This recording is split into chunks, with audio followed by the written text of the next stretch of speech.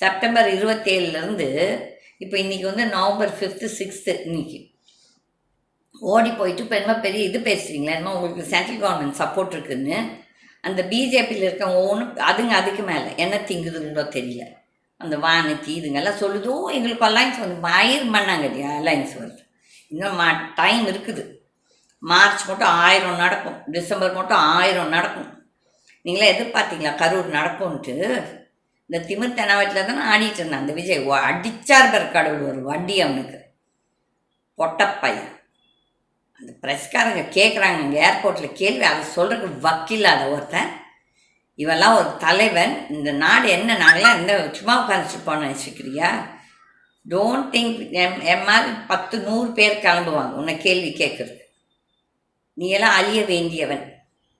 ஏதோ ஒரு காலகட்டத்தில் உன் கர்மா நல்லதுனால நீ ஏதோ பெரிய சம்பாதிச்சு நீ ஏதோ பெரிய இவன் நினச்சிட்ருக்குற. நீ வந்து கடவுள் உனக்கு வந்துத்தானே வச்சு. இந்த மோடி பேசுமா உனக்கும் வந்துருச்சு.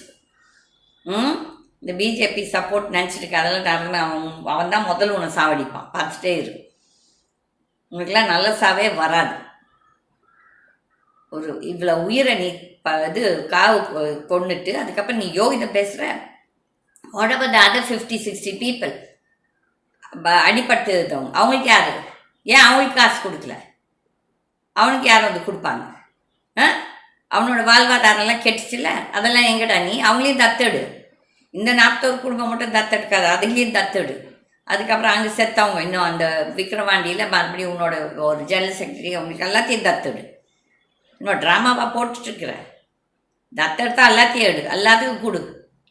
நீ தானே 200 கோடி சம்பாதிக்க, ஒவ்வொருத்துக்கும் 1 கோடி கொடுத்தா ஒன்று நீ ஒன்றும் குறைச்சிட மாட்டேன். சும்மா வாய் பேசுகிறான். நீ எப்பேற்பட்ட கஞ்ச படுக்கஞ்ச